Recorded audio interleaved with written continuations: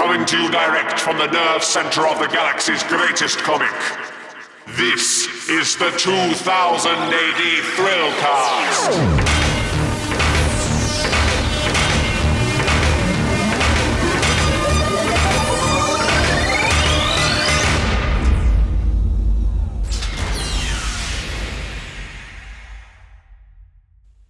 Boragthang Earthlets, 'tis I, Molchar, your host for this episode of the 2000 AD Thrillcast Lockdown Tapes, our 200th episode. I really hope I can get some kind of, trumpet blower over the top of that. I think it is. All the streaming services disagree about how many episodes we've done, and I'll be damned if I'm going back and counting them by hand. So let's just call this 200th episode. So first off, thank you for sticking around and being regular listeners of the Galaxy's Greatest Podcast. I've had some fantastic interviews over the last 6.5 years, and plenty more to come in the coming weeks. 200 episodes, and here's 200 more. On this episode, we have an interview with David Barnett, Nick Roche, and David Baillie. Now, these are all creators who've worked more recently on Chopper, which is one of the all-time greatest characters that John Wagner and Alan Grant ever came up with. Drawn originally by Ron Smith, and then very famously by Cam Kennedy in The Midnight Surfer. A teenage wallscrawler who then went on to become a rebellious skysurfer. You've got Midnight Surfer, you've got Oz, you've got Song of the Surfer, the controversial return into the 90s, and really the embodiment of the opposite of Dredd. Somebody who doesn't want to be held back by rules, somebody who wants to be a true individual in a world like Mega City 1. And we're visiting that, number one, because it's 40 years since Chopper first appeared. But also, David Baillie has written stories about Chopper before in this kind of later age incarnation. But David Barnett and Nick Roche have both collaborated on a new story for Teenage Chopper, which is in the next Regened issue, which is out next week, I think. And that's really interesting because it takes a very particular moment in Chopper's life and kind of explores it a little bit more. So really great chat with those three about what it's like to be influenced when you're a kid by this stuff, and what it's like to now return to that character later on, some of the ideas and themes that one can find in Chopper's stories.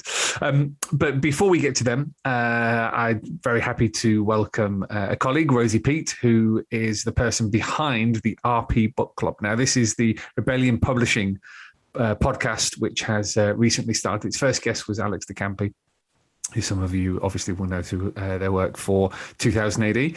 And I wanted to get Rosie on just to have a very quick chat about the RP Book Club, commend it to you for a listen, and just get an idea of what's in store for listeners of the latest podcast from Rebellion.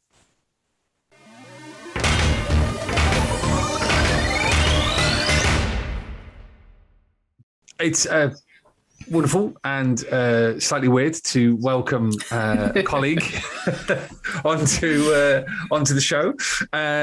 Rosie, introduce yourself to our listeners and viewers. And viewers, yeah, I forget you have video. Hello. I am Rosie. I host the RP Book Club, and we work together, and this is super weird. It is very strange.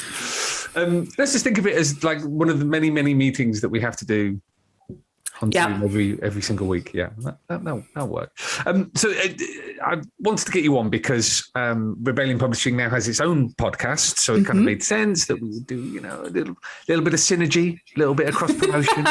Love those buzzwords. Thanks. And just kind of introduce the podcast and explain what it's about for those who might be interested. Yeah, so of course. It's ever so slightly different from the Thrillcast in that you're very much focusing on like a title per episode, aren't you? Explain a little bit. I'm doing it for you. I'm just letting you go. So exactly. So every month we pick a book club book, much like you would do for a regular non-podcast based book club. So we pick a book, give people a chance to send in questions. We do that mostly over Twitter, but they can email in too if they're feeling, I guess, old-fashioned, though that would really be a mailbox. I'm not going that far. And then I have the author of each month's book come on, and we do a really good interview, usually 100% so far. Let's keep that rolling. And they do a reading for us as well, which is really nice. Okay, because with the Rebellion publishing stuff, this is the fiction side of the business as opposed to the comic book side, isn't it? And one thing that I think would be of interest to our listeners is the fact that your first guest was Alex de Campi, who is well known to 2000 AD readers. Yeah, she was fantastic. Really, really great. We essentially got deep into the craft of writing fiction and a little bit about how that differs from comic book and graphic novel writing. And then we went off on a huge tangent about the insane world of super rich people and their parties, which feature heavily in her book that we were discussing, Heartbreak Incorporated. And she'd gone down some crazy rabbit holes for research that I then went down immediately after the record. So when I get feedback on the Thrillcast, quite often people say, I love a long, nice listen while I'm doing housework or a journey or something like that. That's really what the RP Book Club brings, isn't it? A nice, long, meaty discussion with a particular creator. Yeah, exactly. It's a really good chance, I think, to get deep into a book and kind of have the time to go off on those tangents and explore different things and just see where a conversation goes. It's, if anything, a really great way for me to just have a long talk with cool people and then other people listen to it. That's really all it is. It's not about way of conducting your day job. Yeah. It's been really fun to set up, and I think we've had quite a variety of different books so far. So the third episode is going out next week when I am done editing it, which I'm getting quicker at. You do what? I know. Understand. What's that? Edit. The edit. Just do it. Fling it out. It'll be fine. It does mean, to be fair, that I've listened to each podcast about probably 6 times before it goes out. You became utterly sick of the sound of your own voice? Well, that was before we started. If anything, it's improved slightly. Yeah. So, you've already mentioned one highlight with talking to Alex. Are there particular highlights of the episodes you've done so far that stand out? Oh, yeah. Yeah, completely. So my guest for the episode that's gone out most recently, the July episode, was John Appel. And he's amazing. He was in the army in the US, was in the parachute regiment. I can't remember what he called it, but I'll call it that. Basically, he jumped out of planes, having never been in a plane. He just signed up to jump out of planes. And that was fantastic. So I heard a bit about that. And he's promised that if I ever make it out to where he is in the States, we are going to go to his favorite pirate bar where he wrote some of his book. Right. Okay. So I'm down for pirate bars anytime. Now, just to clarify, is that a bar frequented by pirates or a pirate-themed bar? It is a pirate-themed bar. Whether there are pirates there or not, I don't know. I mean, who knows how lawless America is becoming before the apocalypse, This is true. So if people want to find the Rebellion Publishing RP Book Club podcast, where can coincidentally my initials as well as the company's initials. Yeah. That's we'll call it a coincidence, as if I didn't make the name. If people would like to hear more of my strange accent and calming voice, then they can do so on SoundCloud, YouTube, Spotify, Apple, and anywhere else you get your podcasts. They just search for RP Book Club. Book Club. That's right. Excellent. Wonderful. Well, thank you, Rosie. And as someone who's been podcasting for, oh my God, 200 episodes. That is very exciting. And I definitely didn't know that before we started. It's exhausting is what it is. Listen, I've recorded 4 now. And the idea of doing, I can't do math, but the rest of 196, my brain doesn't work that way. I can do words, but that is a lot.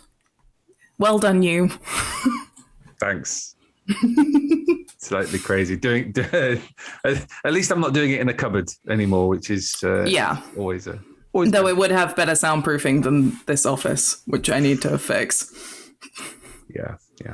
Anyway, if anyone wants to listen to the RP Book Club, then go and search for it, or head along to what's Rebellion Publishing's Twitter account address these days?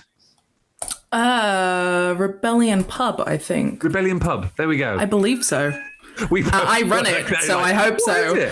If you see it every day, you don't necessarily. Yeah, it's Rebellion Pub. Rebellion Pub. There you go. I'll go along to at Rebellion Pub on Twitter, and you'll see posts about that. But in the meantime, good luck with the next episodes. Thank you very much. Looking forward to listening to them. And wonderful. Good. See, I told you it'd be short. Nice.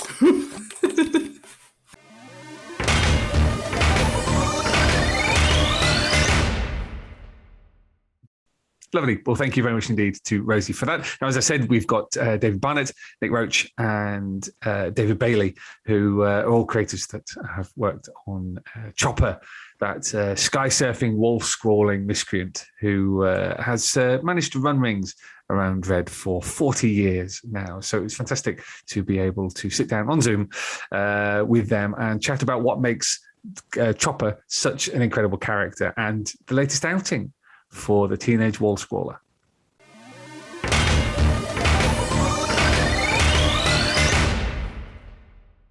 In a way that John and Alan won't. I can do a good John Wagner impression if you want. Said everyone who's ever written for 2018. Yeah.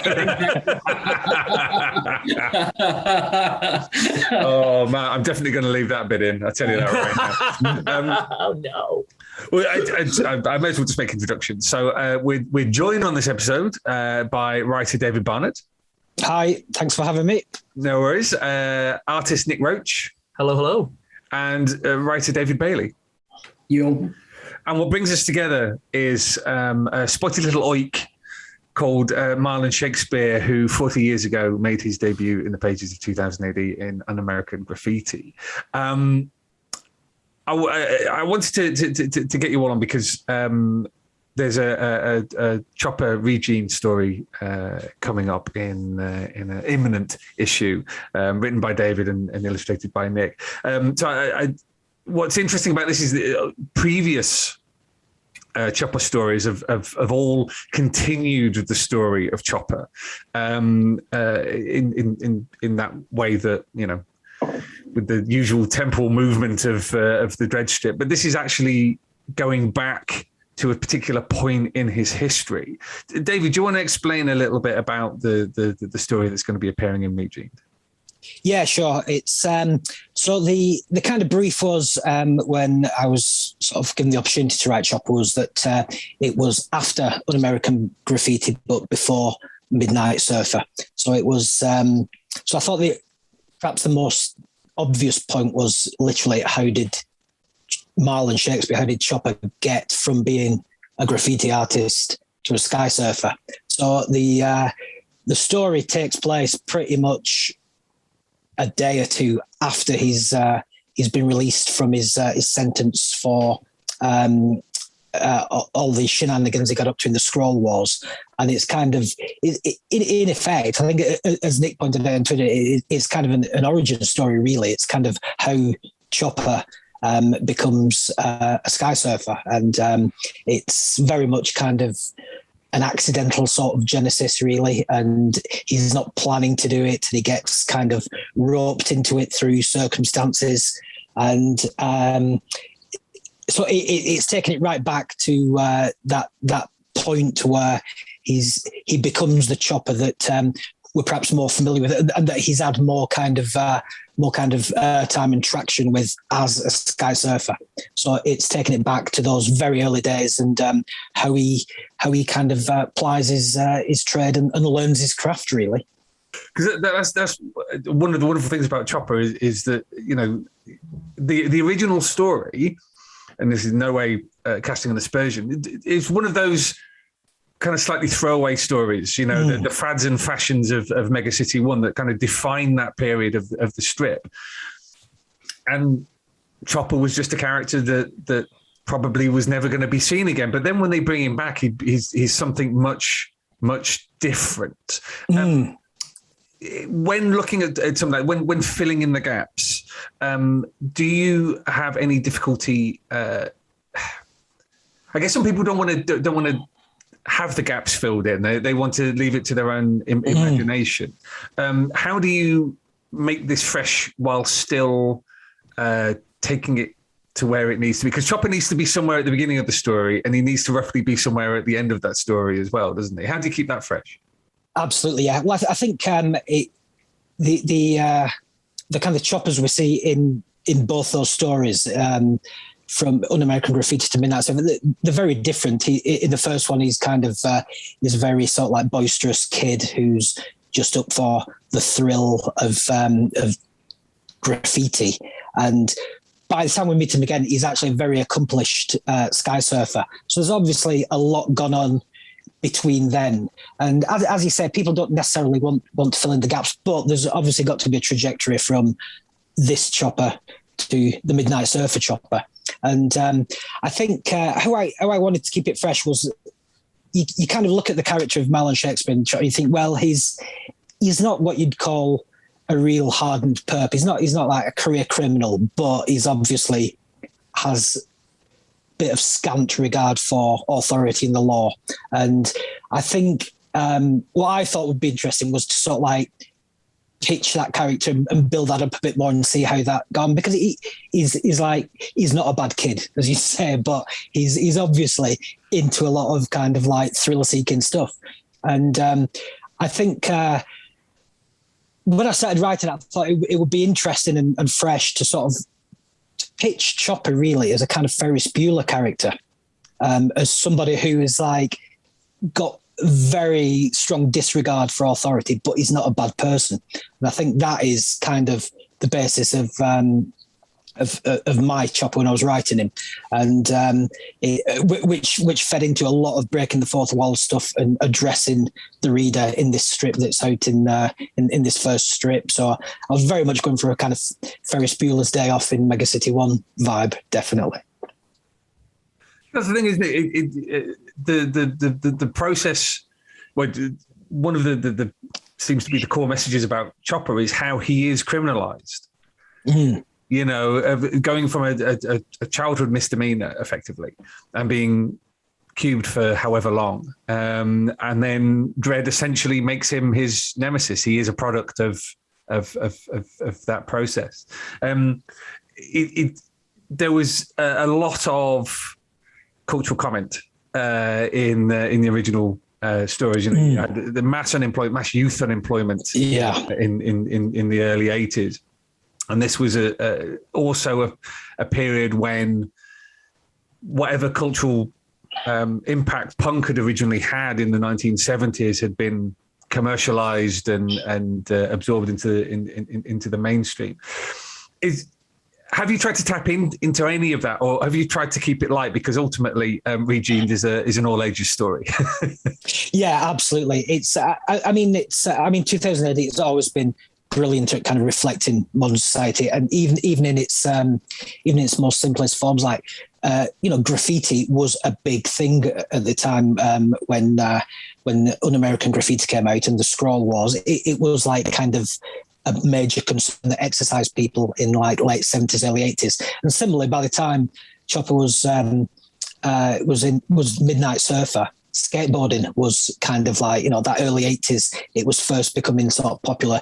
It was demonized quite a lot. So I think throughout those two stories and later on, Chopper is kind of like the archetypal teen young person whose every move is kind of demonized by authority, which is, as you said, he becomes sort of like Dredd's nemesis, and he almost represents everything that's wrong with Mega City 1 in the way that people sort of like become victim to their environment rather than sort of setting out to be hardened criminals. So yeah, as you say, it is an all ages story, but I have tried to sort of like tap into that and tap into that strong satirical flavour of Dredd. So that it's kind of like you'll used to watch a comedy show from the 80s or something, and there's like a lot of jokes for kids, but I think mums and dads might get a lot out of it as well in terms of some of the references and some of the satire and things like that. And but yeah, I think you've definitely got to sort of reflect what's going on, and that kind of like youth unemployment thing that was like massive in the 80s is, it's an issue now, and it's so Chopper's kind of lack of prospects and lack of expectation on him, really, that still feeds into it. It's like nobody expects him to do anything other than be unemployed, and he's kind of trying to lift himself above that, and the only way to do that is really by breaking the law. Nick, I want to come to you now because for all of David's difficulty of slotting this into two pieces of continuity, at least the writers on either side of this story were the same writers, whereas you've got Ron Smith on one side of you and Cam Kennedy on the other. I think I didn't notice, Mike. Do you want to talk about your approach on this and how much these fed into the way that you wanted to portray Chopper?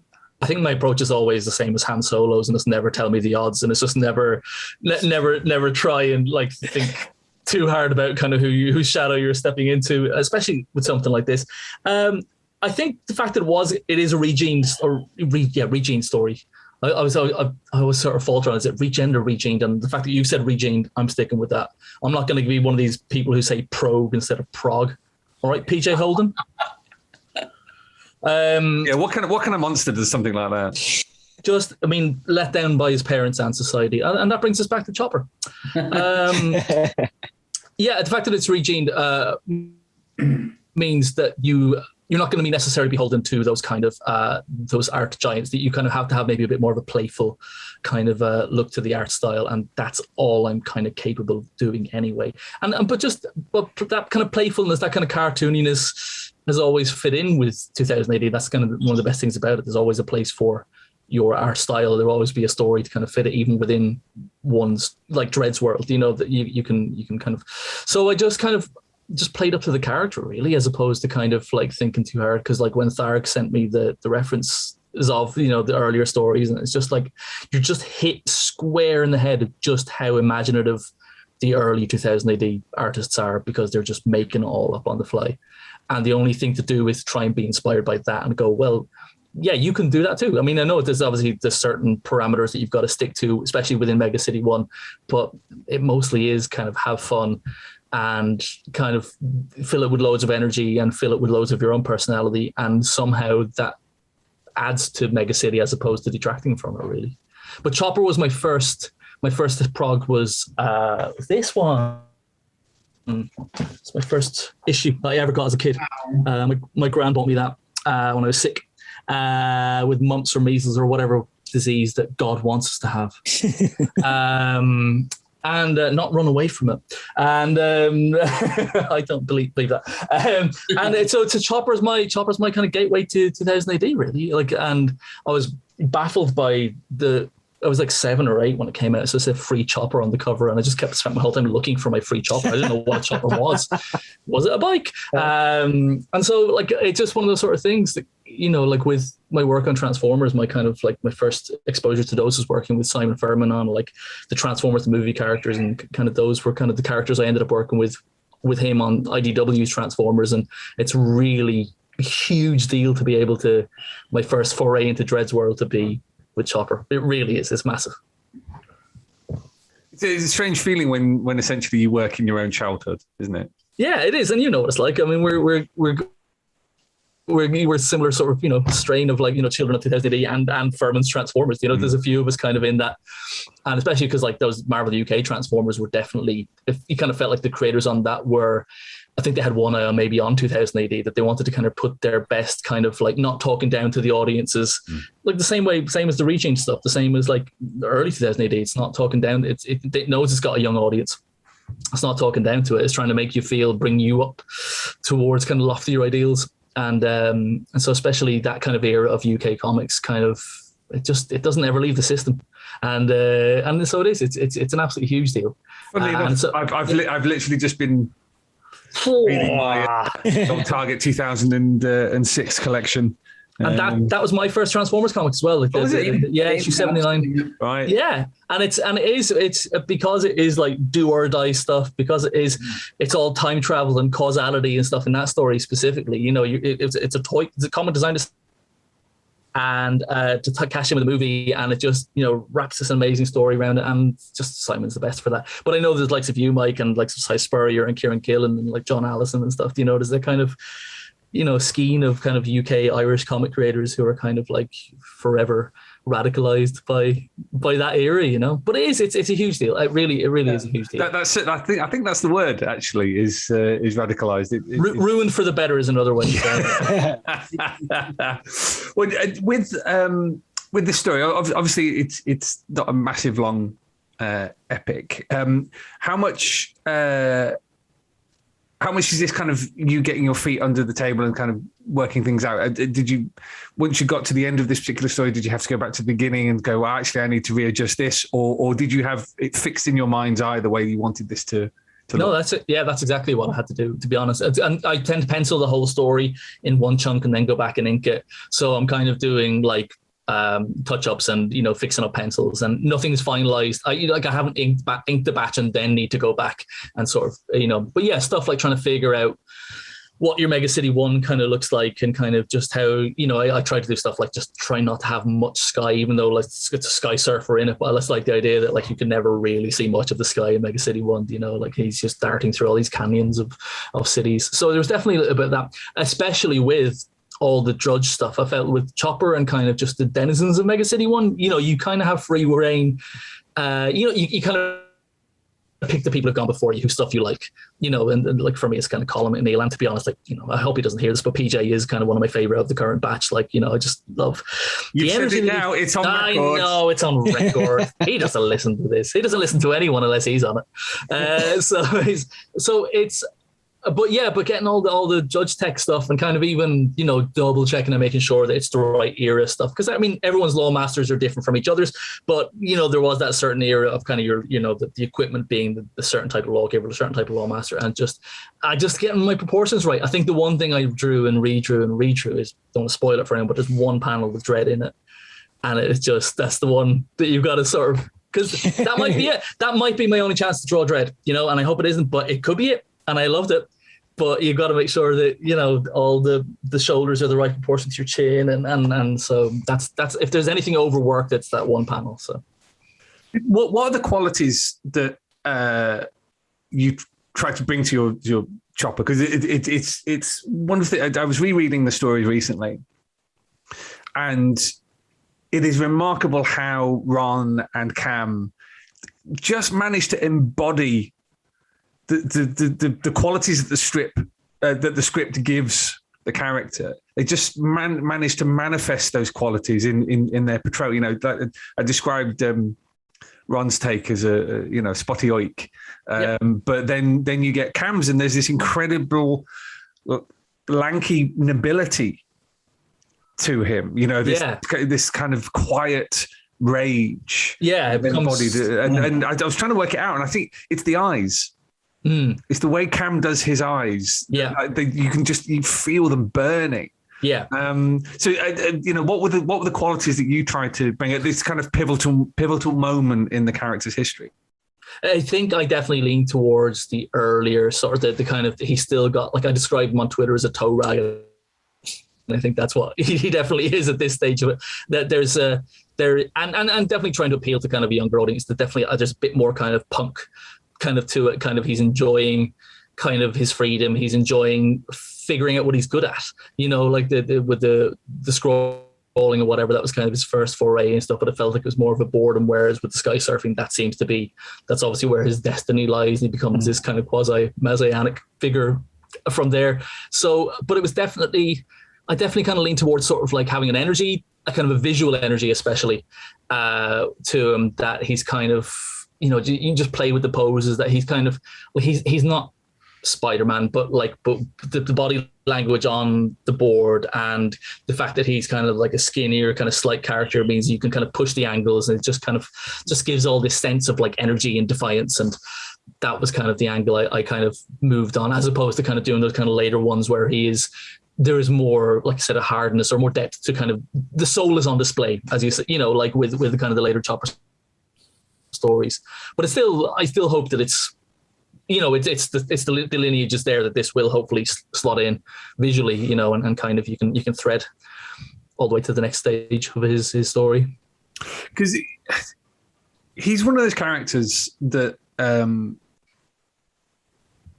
is a bit of an outlier in terms of Dredd villains. He's not really a villain, but antagonist. No. There we go. Yeah. In the aside from one moment, which we'll talk about in a minute, he doesn't die.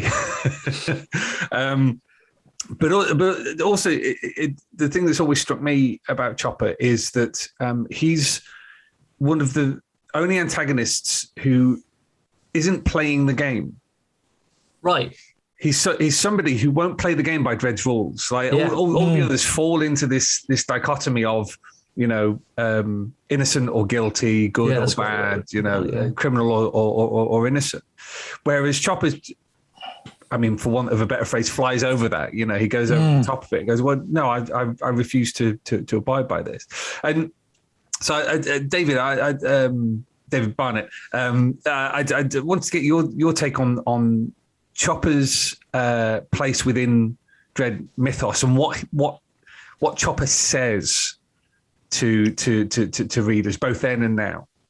I almost think, in a way, that Chopper's almost the Joker to Dredd's Batman, whereas in a strange way, whereas that sort of like certainly going back. All of Batman's villains were, you know, fairly straightforward villains, if a little grotesque. Whereas Joker was, as you said, the outlier. He was like unpredictable, and there's always been a lot made of, you know, Batman and the Joker being two sides of the same coin. And you could almost make an argument for that with Dredd and Chopper. I mean, there's a potential that Dredd could look at Chopper and say, but for the grace of God, that could be me if things had been different, if I'd been brought up or grown up in that sort of life. And it feels like it's almost repression versus expression, doesn't it? In some ways, yeah, absolutely. And I also think I think Chopper's kind of almost like he's almost like a socialist in that kind of sort of nailed down environment, because when we meet him in Midnight Surfer, he's teaching young sort of like Jews to sky surf as a kind of like community service sort of thing. He's obviously got a massive social conscience, and he doesn't have that freedom of expression that's nailed down under Megacity One's society. So I think he's I think his place in the Dredd mythos is kind of, I think Dredd, particularly if we're taking Dredd as the sort of like embodiment of Megacity One, looks at him and thinks like he's everything that's wrong with Megacity One because he's flouting all the rules and everything. But he's kind of almost the natural product of the city because he's made by the city. Yeah. He's refusing to fit into the mold that is created for him. He's existing in spite of the environment and because of it. Like, you know, he is that weed who's growing up through it. Like it's... Absolutely, yeah. It's really interesting you mentioned Batman there because, of course, Alan Grant went on to create Anarchy for Batman, which I mean is a highly politicized kind of analog of Chopper. Like I think this was around about the time that Alan had started to move into reading a lot of kind of objectivist stuff. So you Ayn Rand's and whatnot. So for me, Chopper and Dredd have always been products of the same environment. Yeah. But brutalized in different ways, and and coming out of the other end. David Baillie, I want to bring you into the conversation now, because of course you've written a later version of Chopper that was illustrated by Brendan McCarthy. What these are two very different propositions in terms of writing. What was your take like on later Chopper? Well, I mean, Chopper's been my favorite 2000 AD character since I was a teenager myself, and I've sort of, because he was a couple of years older than me when he first appeared, I feel like he's kind of charted. It's kind of like he's been charting the dangers of incoming life. It feels like there's been loads of like metaphorical stuff, like the super surfs felt like all the older kids who'd gone through, the spotty faces and, meeting girls or meeting boys, and then out into the terrifying world of work. That felt like a metaphor for that, even though I'm sure, John Wagner was in his 30s when he wrote that, so I'm sure that's not what he intended. But Chopper's this really interesting character that he has, as David said, he develops this social conscience at some point, and it grows and guides him as a character through the world. Because he starts off as this, like you said, a product of his home life, where he's got this weird mother and father. And I don't know if you have the mum and dad showing up in your story. It was one of my favorite bits. They're unbelievable, aren't they? This means that it was great. Yeah. The dad thinks he's going to be, the dad wants to stand out from the millions of people in Mega City 1 by headbutting eggs into a bin. He thinks this is his thing. And the mum cleans dishes and then dirties them again to keep herself busy in a sort of weird OCD thing. And then on top of that, you've got, in the first story, on American Graffiti, Chopper realizes he's competing with a robot. The Phantom that he's competing with on all these daring scrolls is a robot, and it sort of leaves. For me, it was the most impactful Dredd story I'd ever read at the time, because you leave with Chopper thinking, "Am I an automaton? Am I? Do I have any free will?" And it's such an interesting way to start a character that's then going to exist for 40 years and go on. But I feel like every decision he makes in every new chapter of his life is rooted there, and it kind of informed by that such a weird cauldron of influences at the start. He's a really, really fascinating character. I can't wait to read your young Chopper story. It's so nice. I always get really excited when there's a new Chopper story, and there hadn't been one for 17 years, which is why I started doing them. I haven't written for a change. I'm very excited. Oh, and Nick, I also want to say that you're talking about people being radicalized by 2000 AD and Marvel UK Transformers. That's absolutely spot on. This year, I've worked with both Jeff Senior and Colin McNeil, and I don't mind telling you, I had Zoom calls with them both, and I was trying not to have my head explode. And absolutely, Dan, insane. Those two are my guys, just because like their stuff is so dynamic and kind of monolithic, and like Colin McNeil is absolutely my Dredd guy, but Jeff Senior he is who he is. Like he's the Jack Kirby of Transformers. He's the stuff that like looks at the rules and goes, "Nah, I'm gonna do what I want here." I now have a Jeff Senior death's head on my wall. It's amazing. You son of a terrible year for most, but now I've got a death's head on my wall. So yeah. And Death's Head is my he's like my favorite Marvel character as well, because for a while you felt like he's no one else's favorite character, but one by one they come out from the woodwork, so how is he not everyone's because people are wrong-headed, Mike, and this, it's kind of, it's only when we meet at conventions that the cool kids get together and say it's Death's Head. We always knew it was Death's Head. I had a meeting with Tom Brevoort, the Marvel editor, like 3-4 years ago when I was working ago, and he said, "What, are there any characters you're interested in?" And I said, "Just Death's Head." and he rolled his eyes. He was like, "I think I've heard this like enough now."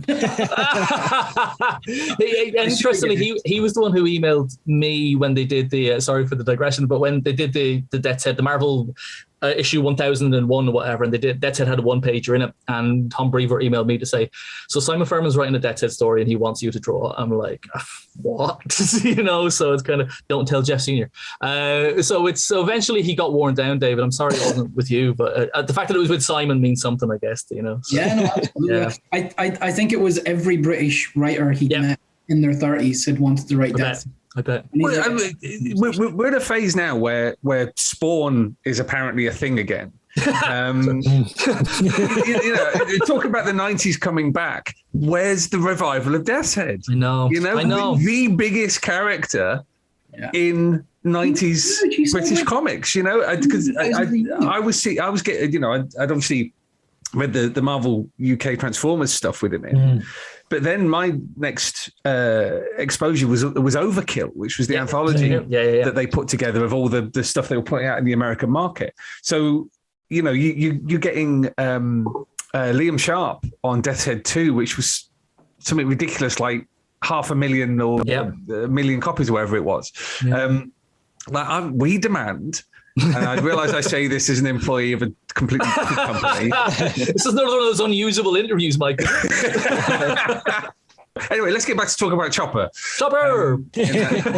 Terrible digression. Anyway, so the reason I want to get you all together is because of that difference in the time frame that you've all been writing about. Because David and Nick, you're finding a Chopper at a very particular point in his life, that point of transition. Where David, the series that you did with Brendan McCarthy is much later. So he's been through, and let's just gloss over the fact that technically he should have died at the end of Song of the Surfer, and just disagree.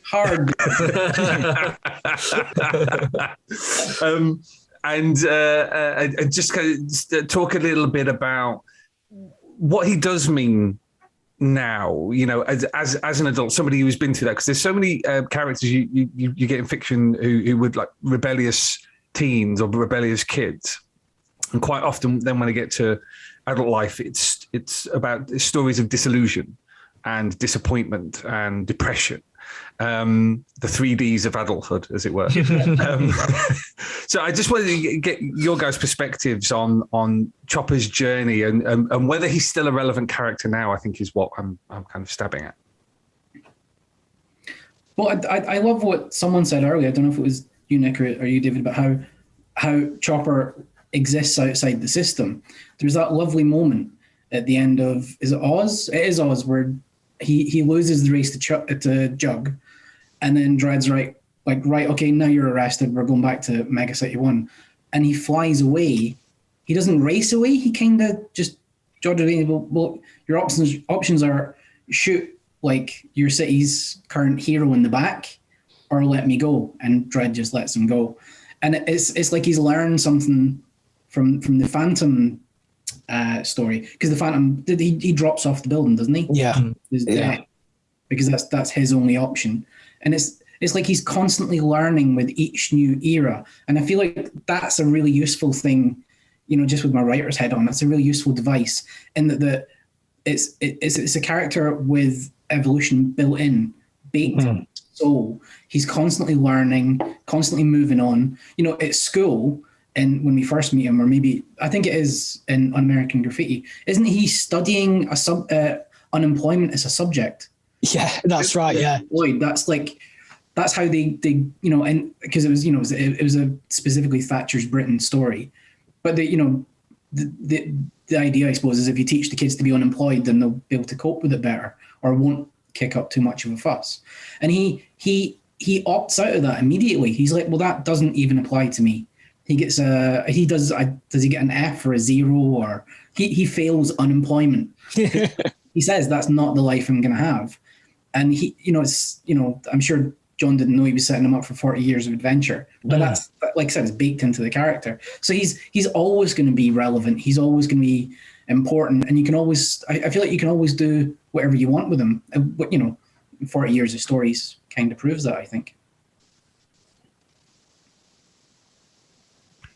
David? Yes, sorry. I was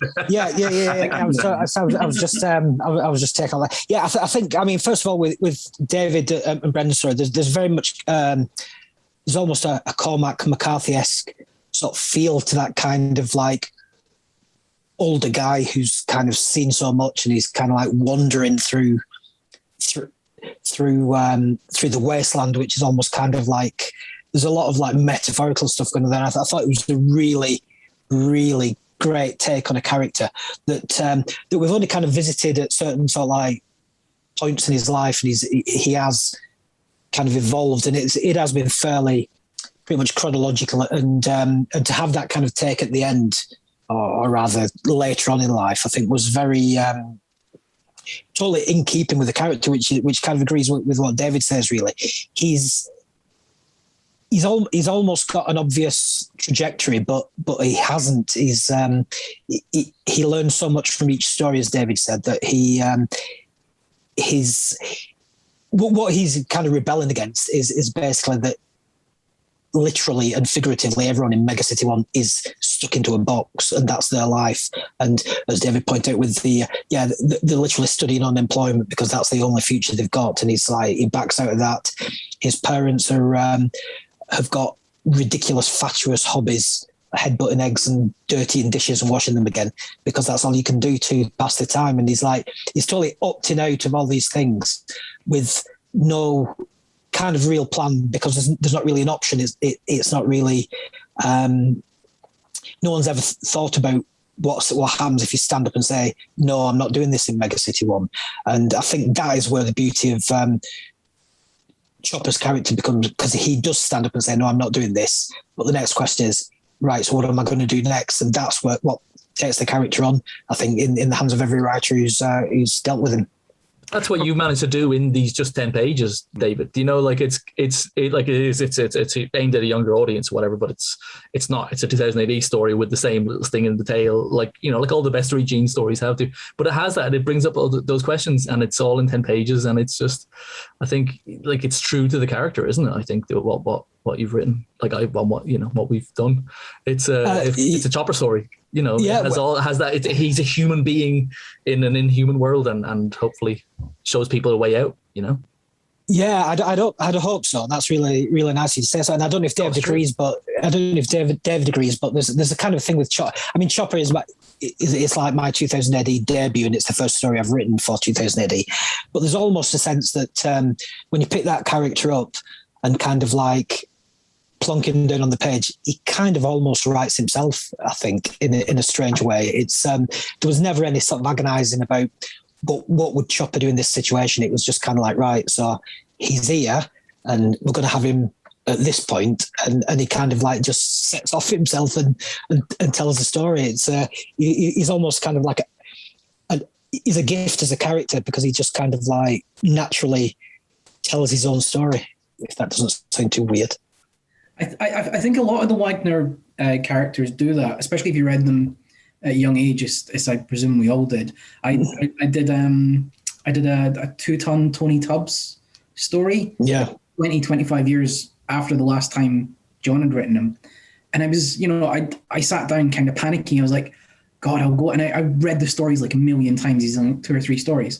And then his dialogue just poured out. It's like John, really powerful about John's dialogue skills in particular. It is, I mean, you said Brendan Mine's story was very Cormac McCarthy, but I think Wagner's a very Cormac McCarthy-esque writer. Not just, if you read his scripts and it's all Dredd, grim, Dredd on a bike, but it's, is the power of the dialogue. It is really defining for all the characters, even if it's a character that just appears very briefly. Well, they're kind of drawing on the same kind of hard-boiled traditions. It's slightly more opaque in Cormac McCarthy's stuff, but the ability to draw out personality through dialogue, not to see merely dialogue as a thing that gets you from A to B, but actually that's where all your character development happens. It's not something that happens elsewhere. And John absolutely, it's very clear he learned that from things like Chandler and Napier and writers like that. And just coming back to the point about Chopper as a strong personality, he's such a wonderful exploration of what it means to be an individual, and particularly at that point in the 1980s, where and you can see why Alan went off to look at objectivism later on, because it's trying to understand what it means to be an individual, and for his parents, their individualism is within, I guess you want to say, it's kind of like the Tory vision of freedom, the market freedom. So you're free to consume however you wish, so long as you consume. Whereas Chopper asked the question, well, but what does actually being an individual mean? Well, it means having responsibility for your own actions, and also, if you want to, as we've said, checking out of that rule, that you don't have to consume. And then it's interesting reading about the history of the creation of graffiti subculture and surfing subculture and skateboarding subculture, because they all seem to be based around that basic tenet, which is, we don't want to play by your rules. However it ends up being commercialized and whatnot, the core thing is, I want to be an individual. I wonder, does Chopper appeal because you read the stories and like Mega City 1 is such an oppressive place, and you think, yeah, if I was there, I'd be like Chopper, but hopefully it's going to open your eyes to go, yeah, you're not too far off that reality now. You can be a Chopper now. You can in a small way, you can be a Chopper. And the way that the system treats people like Chopper, people genuinely, are stepping up and saying, well, things need to change. I wish to be other than a product of my environment. That's probably why he's had such a profound effect on all four of us. Yeah, I just like him because he's got a flying surfboard. I mean, let's not knock the visual appeal of this as well. I tell you what, still reading Midnight Surfer and seeing Chopper without any footwear on the board. And I'm massively scared of heights. It makes the soles of my feet sweat. I mean, this is probably a bit too much information, but it's just like, I can feel that Cam's work is so good. I can almost feel my own feet slipping and sliding on that surface. Yeah. I've definitely it's just felt that one looking at it as well, and trying to make the choice whether to sort of like make him go barefoot in this story or wait until What did you opt for? Did you decide? I kept his boots on for this one. I figured it shouldn't be something to kind of. It's too big. It's too big a moment to kind of maybe take away from. It appearing somewhere else, so it's kind of, and it is literally, it's his first and second day on the board, pretty much, so So I mean, to be fair, he's not too keen on the idea at all of getting on that board. It's not like he's like, right, what's my next rebellious move? He's got a friend who gets into it, and he's like, really? There's no way I'm getting on that. But circumstances dictate, and he and his social conscience comes into play. He essentially does it to help someone else in trouble. So. Nice. Mm-hmm. And has a decision to make at the end as a result of it, kind of where his path takes him, and something that could benefit him but maybe wouldn't benefit others and stuff. And it's all the Chopper goodness, isn't it? I've only seen the colours yesterday, and saw the first taste of the colours from Pippa Boland as well yesterday. So I mean, Pip's great. She's another like 2000 AD person that you're like, oh my god, Pippa Boland is colouring. I mean, I am drawing 2000 AD, and Jim Campbell on letters as well, So it's to be honest, just like talking to you, Mike, on this podcast. This podcast was in my ears the whole time I was drawing it, So it's kind of listening back to Chopper episodes and just trying to sort of, immerse as much as I could from like your chats with Colin McNeil and things. So yeah, I too have podcasts that I don't listen to while working.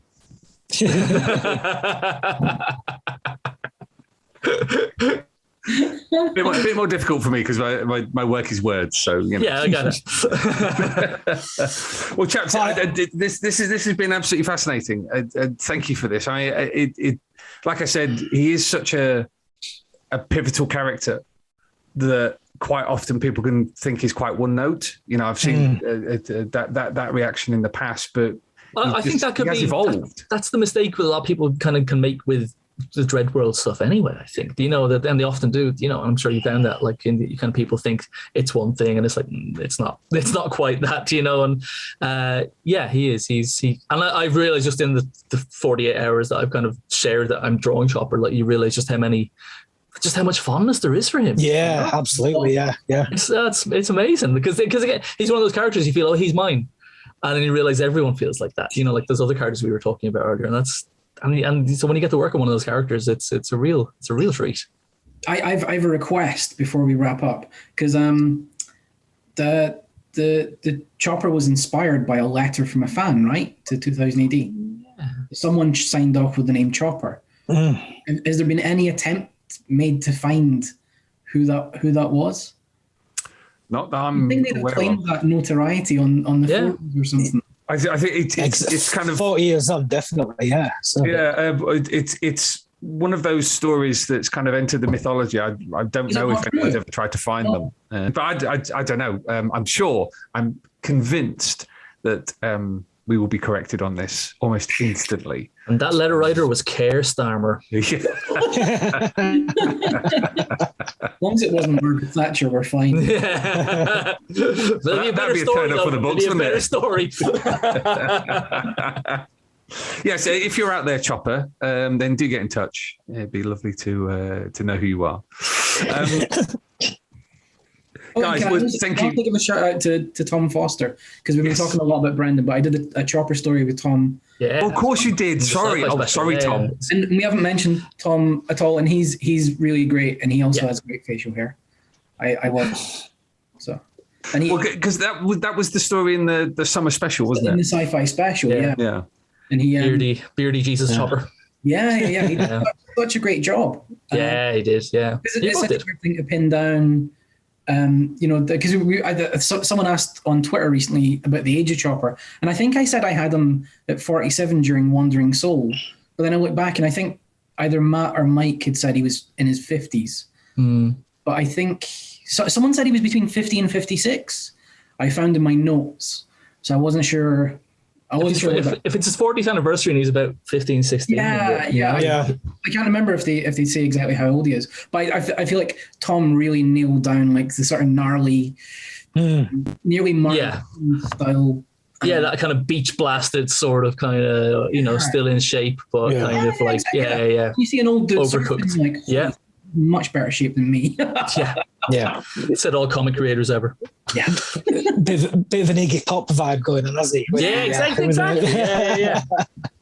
If Sargo still let me write Chopper in 10 years' time, Iggy Pop's where he's going.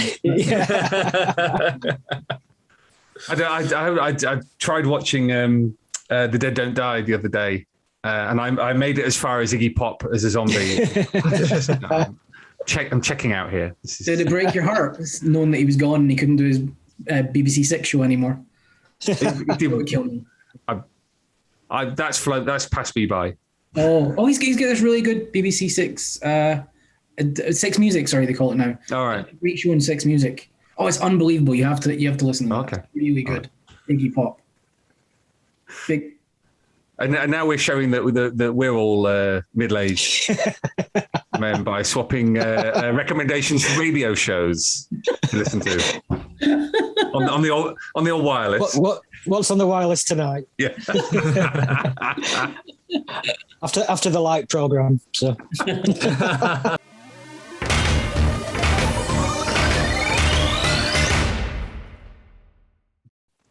Well, thank you to David and Nick for that. I hope you enjoyed that. I certainly did. Got to ramble a little bit, which is always fun. If you've got suggestions for future interviews or episodes, then please do send them along to Thrillcast. That's all one word, thrillcast@2000ad.com. We do try and accommodate the ones that are sent through.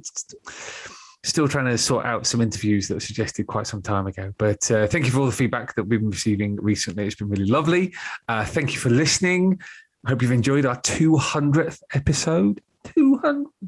And we'll be back next week with another vintage episode. And then the week after that, we are going to be talking to Simon Colby, who is one of my all-time favorite artists, all the way back to his work on the Rogue Trooper Friday of the 1990s, but somebody who has changed and evolved their style and now works on strips like Jaeger, which is just fantastic exploration of the Rogue Trooper universe with Gordon Rennie. So looking forward to that. So we shall see you in 7 days' time, Earthlets. Hope you're all still keeping safe, trying to enjoy the summer, such as it is. And take care of yourselves, take care of one another, and we'll see you soon. Splunding Verthrig.